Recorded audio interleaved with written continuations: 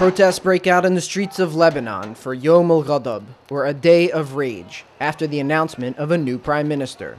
Normally crowded streets empty.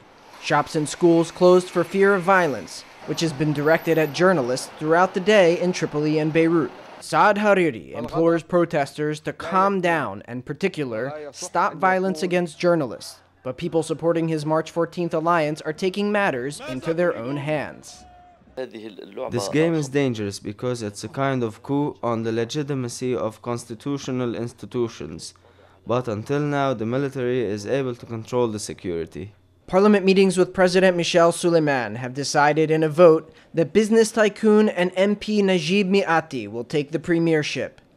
With mass protests on the streets against him, Lebanon is hoping his experience will help him guide the country through a difficult time. My hand is stretched out to everyone through dialogue, and nothing justifies any political party to participate. The government fell apart after the Hezbollah-led March 8th coalition wanted to negotiate on the issue of the false witnesses in the UN Special Tribunal for Lebanon, but Hariri stood firm. The U.S. has threatened to stop sending aid to Lebanon if a pro-Syria candidate takes the premiership. Most people view Miqati as a middle-of-the-road candidate that favors neither side of Lebanon's political alliances.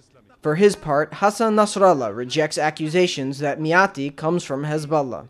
The protests today show that supporters of Saad Hariri are unwilling to accept a government without him as prime minister. And with so many shops and schools closed, there are fears that the protests are going to turn violent. But analysts are saying that after a day or two, it's just going to fizzle out as people's anger dissipates. And the hope in Lebanon is that this too shall pass. Andrew Basson in Beirut, Nile International.